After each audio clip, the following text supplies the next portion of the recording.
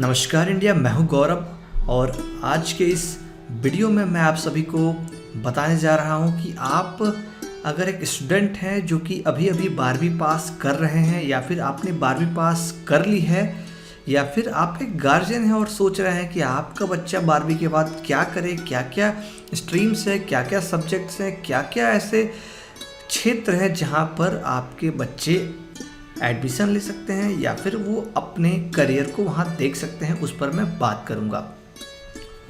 तो चलिए शुरू करते हैं। सबसे पहले दोस्तों मैं आपको बताना चाहूँगा कि 12वीं में जहाँ तक हमें पता है कि कई तरह के आपको स्ट्रीम्स होते हैं, कह सकते हैं कि फिजिक्स केमिस्ट्री मैथ कोई लेता है, कोई लेता है physics chemistry math and biology, कोई लेता है फिजिक्स केमिस्ट्री बायोलॉजी, कोई लेता है आर्ट्स एंड कोई लेता है कॉमर्स।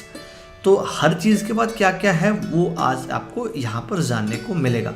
तो 12वीं के बाद अगर आपका फिजिक्स केमिस्ट्री बायोलॉजी है तो फिर आप क्या क्या कर सकते हैं।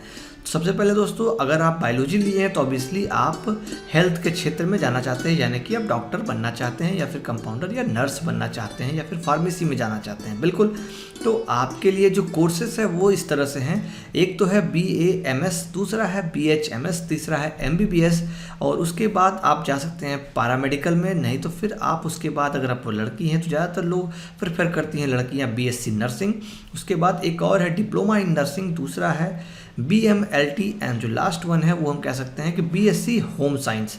अब MBBS करने के बाद दोस्तों आप सोचेंगे कि क्या होता है, MBBS के बाद भी कुछ होता है कि जब आप लगभग हम लोग जब हॉस्पिटल्स जाते हैं तो कई तरह के हमें डॉक्टर्स दिखते हैं, वहाँ पर बोर्ड जो होता है उसमें MBBS MD ऐसा कुछ लिखा होता है। तो MBBS के बाद दोस्तों आपको करने को मिलता है MD एंड MS। इसमें भी एक स्पेशल डिप्लोमा होता है। वहीं अगर मैं बात करूँ तो PCB जो लेते हैं वो बॉटनी में भी जाते हैं, यानी कि BSc बॉटनी से करते हैं या फिर माइक्रोबायोलॉजी से करते हैं या तो जूलॉजी से करते हैं या तो केमिस्ट्री एटसेट्रा से करते हैं। फिर इसके बाद BSc के बाद वो MSc MPhil एंड PhD करते हैं, यानी कि एकेडमिक फील्ड में जाते हैं वो प्रोफेसर्स बनने के लिए या फिर वो किसी भी तरह के रिसर्च एसोसिएट या फिर रिसर्चर बनने के लिए। ठीक है, इसमें दूसरा जो है वो है MSc biotech and MTech biotech. कितना बायोटेक्नोलॉजी में इंजीनियरिंग करते हैं और जिसको हम बीटेक भी कहते हैं, बीटेक बायोटेक में, और फिर एमटेक भी कहते हैं, तो वो भी करते हैं। BAMS करने के बाद भी डायरेक्ट आप MD कर सकते हैं। तो ये जो मैंने आपको बताया दोस्तों ये था फिजिक्स केमिस्ट्री बायोलॉजी जो लोग ले रहे हैं उनके लिए। अब जो मैं बात करूँगा दोस्तों वो होगा कि अगर आप कॉमर्स बैकग्राउंड से हैं और आपने 12th में कॉमर्स लिया है तो फिर आप क्या करेंगे। सबसे पहला जो कॉमर्स लेता है वो ये सोचता है कि मैं CA फाउंडेशन करूंगा। दूसरा एक होता है BCom करता है, वो BCom करने के लिए निकल जाता है। फिर कुछ होते हैं जो कॉमर्स बैकग्राउंड से BBA के क्षेत्र में जाते हैं और MBA भी करते हैं। कुछ होते हैं जो CS फाउंडेशन में चले जाते हैं। कुछ होते हैं कॉमर्स बैकग्राउंड वाले वो भी BCA करते हैं, क्योंकि उनकी वहाँ पर जो कंप्यूटिंग वाले फैक्टर्स होते हैं या कई तरह के एस्पेक्ट्स होते हैं उसमें वो आगे बढ़ना चाहते हैं। फिर कुछ होते हैं जो B आर्किटेक्चर करते हैं, यानी कि BR करते हैं। कुछ होते हैं जो DED में चले जाते हैं। अब जो लोग BCom करते हैं उनके मन में सवाल ये होता है कि BCom के बाद क्या। कुछ लोग BCom के बाद MBA कर लेते हैं क्योंकि उनका कंप्यूटिंग और उनका मैनेजमेंट बेस्ट हो जाता है, तो उनको काफ़ी अच्छे HR में जॉब मिल जाते हैं। ठीक है, MBA के बाद कुछ लोग या तो मैनेजर बन जाते हैं या तो अपना बिजनेस स्टार्ट कर लेते हैं। BCom के बाद कुछ लोग तैयारी शुरू कर देते हैं किस चीज़ की, बैंकिंग की, क्योंकि उनका कॉमर्स अच्छा है तो बैंकिंग क्षेत्र में उनको बहुत ईजिली उनका नौकरी लग जाता है PO में और क्लर्क के रूप में। ठीक है, कुछ होते हैं कि इसके बाद LLC भी करते हैं और दूसरा कुछ होते हैं LLM करते हैं। ठीक है, कुछ BCom के बाद LLB करने लग जाते हैं, वो लॉ के क्षेत्र में जाना चाहते हैं। कुछ LLM करके वो फिर प्रैक्टिस शुरू कर देते हैं। एक तो है फिर BCom किया, BCom के बाद वो CA चार्टर्ड अकाउंटेंट का जो एग्ज़ाम होता है कम्पिटिटिव एग्जाम वो प्रिपेयर करते हैं। उसके बाद वो फिर CA के रूप में प्रैक्टिस करने लगते हैं।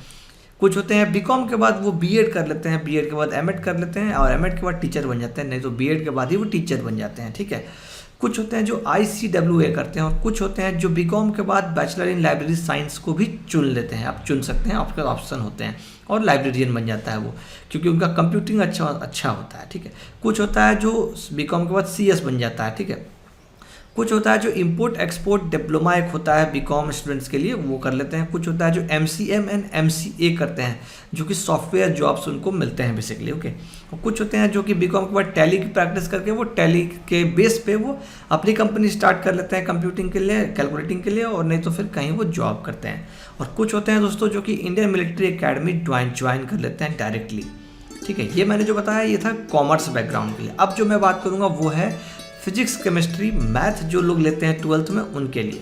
ये लेने वाले बेसिकली लोग जो होते हैं वो एनडीए प्रेफर करते हैं और आर्मी में चले जाते हैं। ओके, कुछ होते हैं जो ये लेकर इंजीनियरिंग में जाते हैं, बीआर करते हैं, फिर diploma in interior designing and landscape में काम करते हैं। फिर कुछ होते हैं जो bachelor of planning and design में चले जाते हैं। कुछ इसको करने के बाद आप चाहें तो technical entry in Indian army कर सकते हैं, चाहे मर्चेंट नेवी हो, एमई हो, या फिर कुछ यूपीएससी की तैयारी करने लग जाते हैं। ठीक है, कुछ होते हैं जो डायरेक्ट इंजीनियरिंग में चले जाते हैं, जिसको बैचलर इंजीनियरिंग या फिर बीटेक कहते हैं ना। बीटेक करने के बाद लोगों को नौकरी नहीं मिलती है तो लोग कुछ क्या करते हैं, वो मर्चेंट नेवी ज्वाइन करने लगते हैं, उनकी तैयारी करने लगते हैं, कुछ यूपीएससी की तैयारी करने लगते हैं। अधिकतर हमें देखने को मिलता है ये कि अधिकतर इंजीनियर्स और डॉक्टर्स ही हैं जो यूपीएससी क्रैकअप कर रहे हैं। कुछ होते हैं जो एमएसएन एमबीए करते हैं, फिर एमटेक करते हैं, फिर कुछ पब्लिक सेक्टर में भी बीटेक करने के बाद जॉब्स करने लग जाते हैं जो इंजीनियरिंग के रियल जॉब्स है। ठीक है, आप 12th के बाद direct second year of engineering diploma में भी आप ले सकते हैं अगर पीसीएम आपका है। कई यूनिवर्सिटीज़ कॉलेजेस हैं जो कि आपको ये प्रेफर करती है।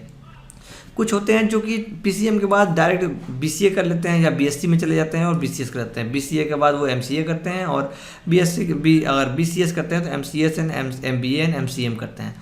कुछ पीसीएम वाले स्टूडेंट्स इस और भी भागते हैं, वो होटल मैनेजमेंट की डिग्री लेते हैं, फिल्म एंड टेलीविजन डिप्लोमा का डिग्री लेते हैं, film editing, cinematography, film processing and job वो फिल्म के क्षेत्र में लेते हैं।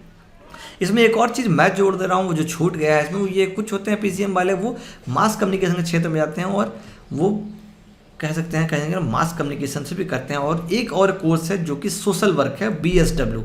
पीसीएम वाले भी ये कोर्स करते हैं और काफ़ी अच्छा उनका इम्प्रूवमेंट है। या यूँ कहूँ मैं कि कॉमर्स वाले, पीसीबी वाले सब लोग बीएसडब्ल्यू एंड मास कम्युनिकेशन भी 12th के बाद कर सकते हैं, जो कि आगे मैं आपको बताऊंगा। अब देखिए मैं आपको यहाँ बता रहा हूँ जो अब वो ये है फिजिक्स, केमिस्ट्री, बायोलॉजी, मैथमेटिक्स। तो ये इसको करने के बाद आप अगर 12th में रखें तो बीएससी इन डेयरी टेक्नोलॉजी होता है वो कर सकते हैं, और उसके बाद एमबीए कर लेंगे तो आपको आसानी से किसी भी डेयरी कंपनी में जॉब मिल जाता है। कुछ इसके बाद डायरेक्ट बी फार्मा करते हैं, एमबीए और एम फार्मा करके जॉब ले लेते हैं। कुछ इसके बाद डायरेक्टली बीटेक इन एग्रीकल्चर करते हैं, यानी कि बीएससी भी एग्रीकल्चर में होता है वो भी कर सकते हैं। और कुछ है एमटेक एंड एमबीए करते हैं। कुछ होते हैं जो बीएससी इन बायोटेक्नोलॉजी करते हैं, उसके बाद फिर एमएससी बायोटेक्नोलॉजी या फिर एमबीए कर लेते हैं। मतलब एमबीए आप देखेंगे तो हर स्ट्रीम में है। उसी तरह से आज के डेट में एक नया कोर्स इमर्ज किया है हम लोगों के लिए, स्टूडेंट्स के लिए, जो कि है बीएसडब्ल्यू एंड एमएसडब्ल्यू। बीएसडब्ल्यू करने के बाद आप एमएसडब्ल्यू कर सकते हैं। बीएसडब्ल्यू का फुल फॉर्म है बैचलर इन सोशल वर्क और मास्टर इन सोशल वर्क। ठीक है, तो ये दोनों भी आप कर सकते हैं, कोई भी स्ट्रीम का बंदा कर सकता है इस चीज़ को। बीएससी इन एग्रीकल्चर भी है, इसके बाद फिर एमबीए है। मैं जो दोस्तों अभी मैंने जो पढ़ाई की है, मैं अभी पीएचडी कर रहा हूँ सोशल वर्क में। मैंने बीएसडब्ल्यू किया है, एमएसडब्ल्यू किया है, मैं पीएचडी इनरोल हो गया हूँ। ठीक है, तो मेरा जो फील्ड है वो मुझे एकेडमिक क्षेत्र में जाना है, मुझे एकेडमिक करियर बिल्ड करना है, कहीं ना कहीं मुझे एकेडमिशियन बनना है, इसलिए मैं पीएचडी की ओर बढ़ा हूँ। हर क्षेत्र में आप पीएचडी दोस्तों कर सकते हैं। पीएचडी करना अपने आप में एक बहुत बड़ी बात है, क्योंकि ये कि लंबी जर्नी हो जाती है। यहाँ पर आपको काफ़ी धैर्य और हिम्मत के साथ आगे बढ़ना होता है। ये टाइम टेकिंग एक तरह से ये करियर है। हाँ, अब जो लास्ट वह है दोस्तों आप लोगों को बताना है, वो है 12वीं की अगर आप आर्ट्स से करते हैं तो आप क्या करेंगे। आपके मन में सवाल आता होगा आर्ट्स से किए तो क्या करेंगे।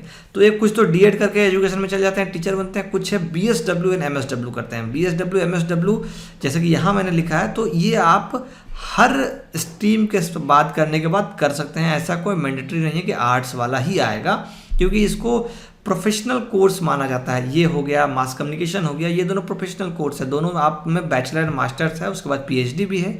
आप एकेडमिक में भी जा सकते हैं और आप फील्ड में भी काम कर सकते हैं, आपको नौकरियां मिलेगी। इसके बाद देखिए कुछ लोग आर्ट्स वाले एलएलबी करते हैं। एलएलबी में के बाद उसके बाद DTL and DLL and LLM कर लेते हैं कुछ लोग फैशन इंटीरियर डिजाइनिंग डिप्लोमा करते हैं। कुछ बीबीए एंड एमबीए कर लेते हैं। कुछ फॉरेन लैंग्वेज कोर्स डिप्लोमा में भी जाते हैं। एक और कोर्स जो छूट गया है वो ये है कि फॉरेन लैंग्वेज में आप बैचलर कर सकते हैं, मास्टर्स कर सकते हैं, पीएचडी कर सकते हैं। किसी भी स्ट्रीम से हो, आर्ट्स, कॉमर्स, साइंस, किसी भी फील्ड से हो वो कर सकते हैं। उसमें भी अच्छा खासा करियर है, आप बड़ी अच्छा आसानी से ट्रांसलेटर, इंटरप्रेटर के रूप में नौकरियां मिलती है और आप एकेडमिक करियर भी बना सकते हैं। ठीक है, अब यहाँ पे आप बीए भी करते हैं। कुछ लोग सिंपली वो आर्ट्स से ही बीए करते हैं, उसके बाद बीपीएड करते हैं, एमए करते हैं, मास्टर इन मास कम्युनिकेशन करते हैं, बैचलर इन जर्नलिज्म करते हैं, LLB, LLM, bachelor in library science, MBA, BEd, MEd, government job, UPSC की तैयारी भी लोग करते हैं और जॉब को ले लेते हैं। ठीक है। तो मैं जिस बैकग्राउंड से आता हूँ थोड़ा सा मैं उस पर बात कर लूँ, क्योंकि BSW आप करते हैं तो आपको मन में आ रहा हो क्या नौकरी मिलेगी। BSW का वैल्यू दोस्तों ज़्यादा अगर आप MSW कर लेंगे तो होगा, यानी कि ये 12th के बाद 3 साल का कोर्स है BSW, उसके बाद 2 साल का कोर्स है MSW। 5 साल आप अगर देते हैं तो आपको नौकरियाँ कहाँ मिलेगी। एक तो नौकरी दोस्तों आपके आसपास आपके ही जहाँ पे आप बिलोंग करते हो वहाँ NGOs जरूर होंगी। NGO क्षेत्र में NGO में आपको coordinator, supervisor, field worker, field supervisor, इस तरह कई पोस्ट है जो कि मिलता है। दूसरा जो है दोस्तों ये यहाँ पे सोशल वेलफेयर मिनिस्ट्री में आपको नौकरियाँ मिलती है। तीसरा, अगर आप सिर्फ BSW ही करते हैं और आपको जाना है कहीं ना कहीं कह सकते हैं प्रशासनिक सेवा में जाना है, आप अपने PSC क्लियर करना चाहते हैं, UPSC क्लियर करना चाहते हैं, तो इसमें भीड़ कम है, तो इसके माध्यम से आप पेपर 3 जो होता है मेन पेपर रिटर्न का, वो आप बड़ी इजीली पास कर सकते हैं, तो वो आप ले सकते हैं। बाकी दोस्तों मैं अगर और बात करूं BSW MSW की, तो BSW MSW से आप खुद की अपनी रोजगार स्टार्ट कर सकते हैं, आप अपना NGO डेवलप कर सकते हैं, आप अपने अलग तरीके से ट्रस्ट बना सकते हैं और आप काम कर सकते हैं सोसाइटी के लिए, मतलब सोसाइटी को सर्व करते हुए आप अपने जीवन यापन को भी चला सकते हैं और कई लोगों की आप आशा की किरण भी बन सकते हैं। तो दोस्तों इस सेगमेंट में मैंने आपसे जो डिस्कस किया वो 12th के बाद आप क्या करेंगे वो मैंने बताया।